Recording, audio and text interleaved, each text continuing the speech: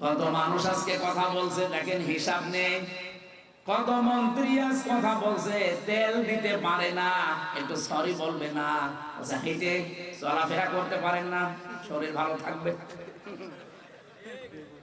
মানে মাথা থেকে পা পর্যন্ত পিটানো দরকার। কালকের দিন পরে তো দেখা হবে না, কারণ আমার পাশেই ছিল,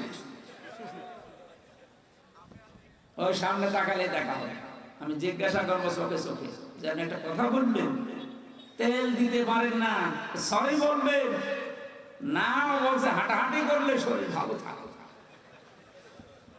সংসদের মেন গেট থেকে ভেতর পর্যন্ত এতটুকু পথ উনি হেঁটে আসে না, গেটে নামে এরপরে মানুষের ঘাড়ে হাত দিয়ে যায় ভেতরে।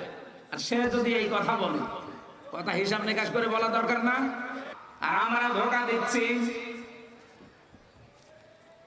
নবীদের মতো মানুষ যদি দোয়া করে দোয়া আল্লাহ ফেরত দেয় যে কবুল হবে না, চাচা মুশরিক, আপনার আত্মীয়তা দেখি হয়েছে,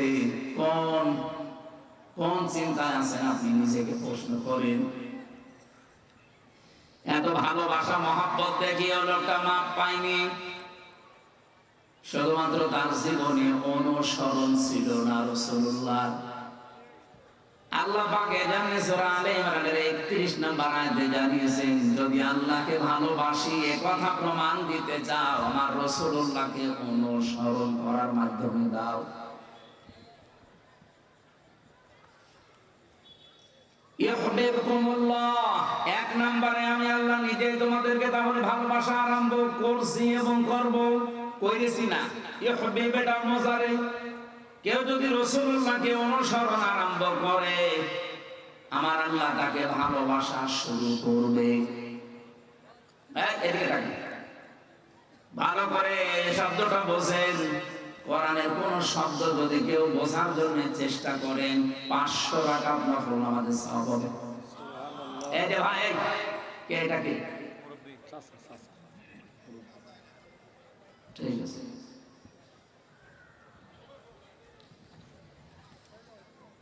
আল্লাহ পাক বলেন আমি যদি কাউকে ভালোবাসা আরম্ভ করি কয়েকটা পুরস্কার তাকে দেই। ওয়ায়াগফির লাকুম যুনুবাকুম আল্লাহু গফুরুর রহিম। এক নম্বরে আমি আল্লাহ নিজে তাকে মাফ করে দিচ্ছি এবং দেব। গোনা কয়টা মাফ করব? আল্লাহ জামবন দিতে পারতেন, জামবানে দিতে পারতেন, দিয়েছেন যুনুব।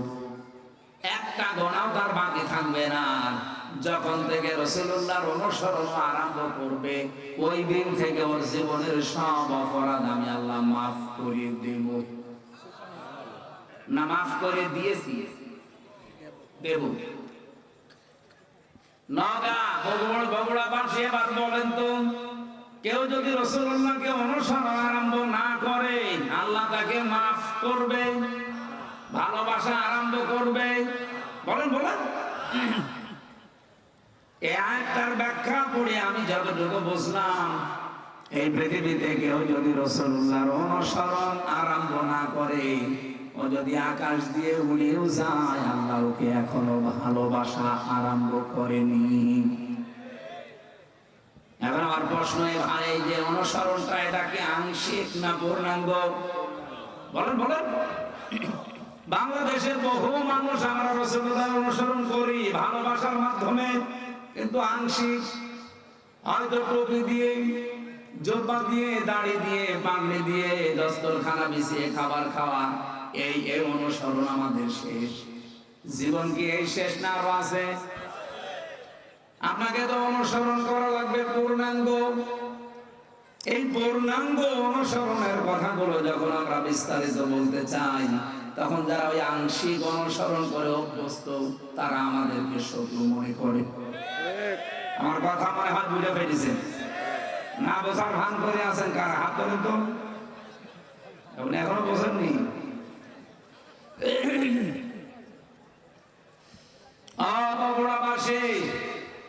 এখান থেকে আজকে সিদ্ধান্ত নিয়ে যাবেন, জীবনের কয়দিন আছে আমি রাসূলুল্লাহর অনুসরণ আর আংশিক করতে চাই না। যত ঝড় ঝাপটা আসুক না কেন অনুসরণ আমি করতে চাই পূর্ণাঙ্গ। কথা বলে না কেন? আর রাসূলুল্লাহকে অনুসরণ করতে হলে কোরআনে কারীমকে ইত্তেবা অনুসরণ, যেটা ফায়াত্তাবিউনা আহসানা, এর ভেতরে যে উত্তম কথাগুলো আছে সেগুলো অনুসরণের মাধ্যমে প্রমাণ দেওয়া লাগবে। আল্লাহ পাক এই কথা বলে শেষ করেননি, আয়াতটা শেষ করলেন উলাইকাল্লাযীনা হাদাহুমুল্লাহ, এই মানুষগুলোকে আমি আল্লাহ হেদায়েত দিচ্ছি এবং দেব। এখানে ফাইল বা কর্তা সরাসরি আল্লাহ নিজে। রব্বুল আলামিন বলেন আমি নিজে তাদেরকে হেদায়েত দেব। তাহলে আল্লাহর হেদায়েত পাওয়ার একটা শর্ত এখানে পেলাম। কোরআনে এখান থেকে আজকে যা শুনবেন এটা আজকে থেকে জীবনে অনুসরণ করার সিদ্ধান্ত নিয়ে বাড়ি যাওয়া লাগবে ইনশাআল্লাহ।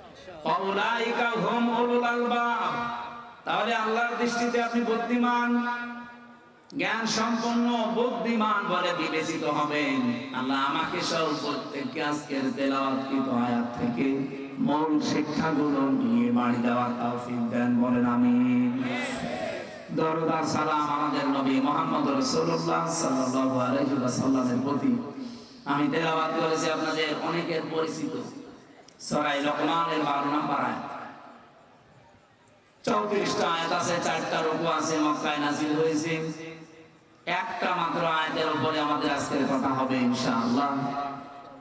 এই পৃথিবীতে যত জ্ঞানী বান্দাদের নাম আমরা শুনেছি, তাদের ভেতরে অন্যতম একজন মানুষ লোকমান।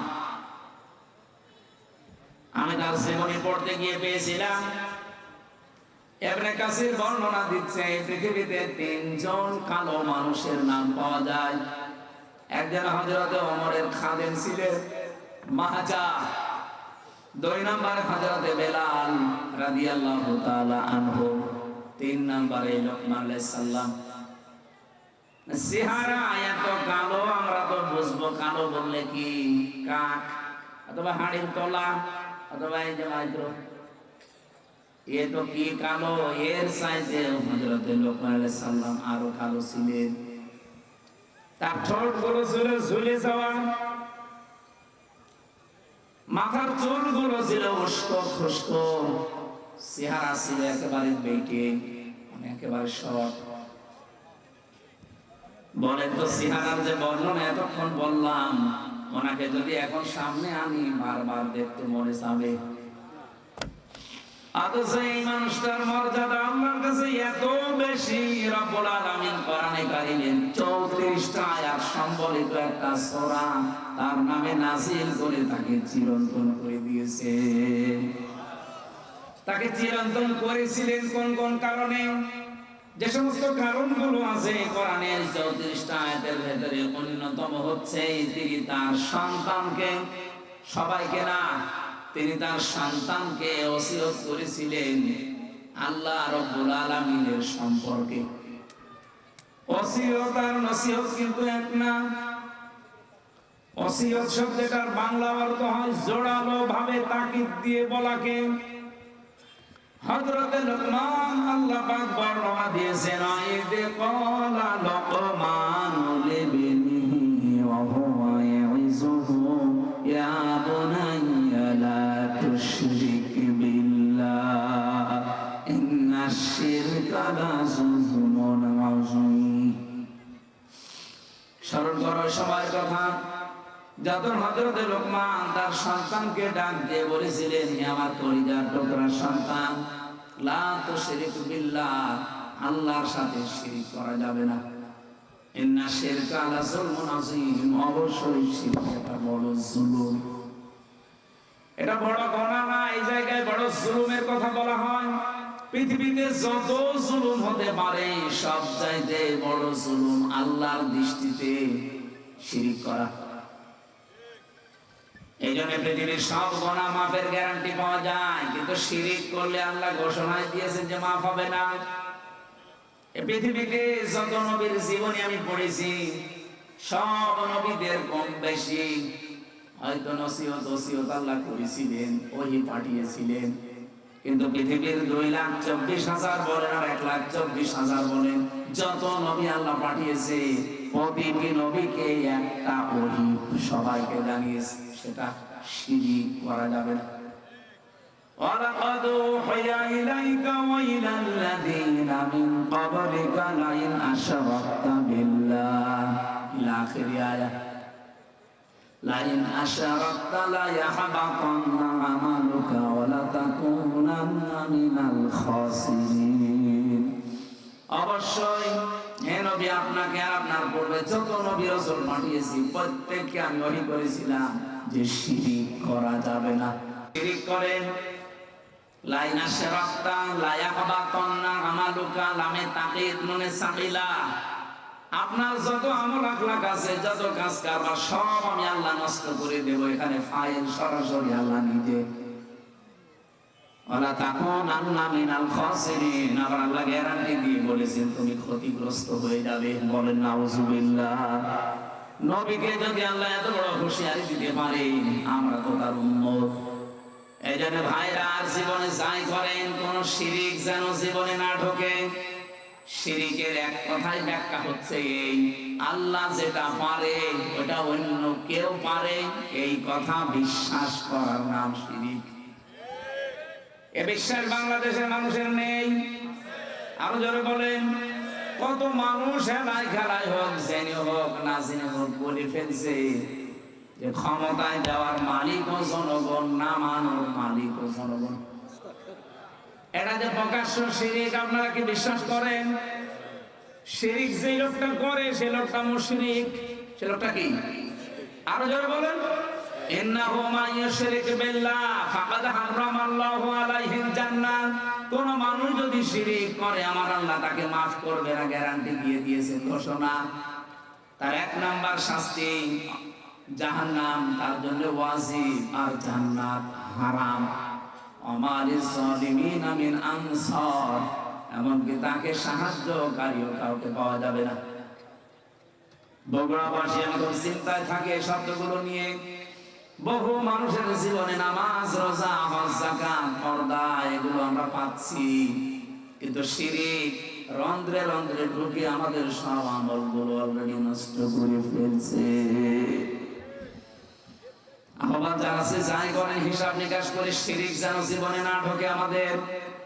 হযরত লোকমান তার সন্তানকে টাকা পয়সার সাথে আমার পরে ক্ষমতায় যাওয়া লাগবে কি করে, এইটা তিনি পরিচয় করাননি।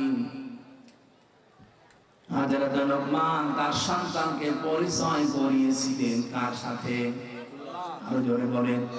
রব্বুল আলামিন এই উপদেশ বাণীতে, এই ওসিয়তে এত খুশি হয়েছেন। এই ওয়াজটা শোনার পর রব্বুল আলামিন এবার শুধুমাত্র হযরত লোকমানের ছেলেকে না, কিয়ামত পর্যন্ত যত সন্তান দুনিয়ায় আসবে সব সন্তানের জন্য আল্লাহ নিজে এবার ওসিয়ত করলেন, ওয়াসাইনাল ইনসানা বিওয়ালিদাইহি হামালাতুহু উম্মুহু ওয়াহানান আলা ওয়াহান।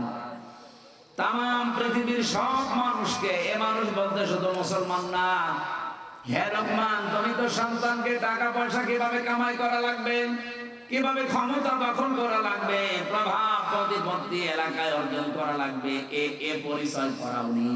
তুমি পরিচয় করালে আল্লাহর সাথে। আমি আল্লাহ এখন দায়িত্ব নিয়ে তোমার সাথে তোমার সন্তানের পরিচয় করিয়ে দিলাম। শুধুমাত্র তোমাকে নাই, অবশ্যইনাল ইনসান আছে। ইনসান মানে শুধু মুসলমান না, ইনসান মানে মানুষ।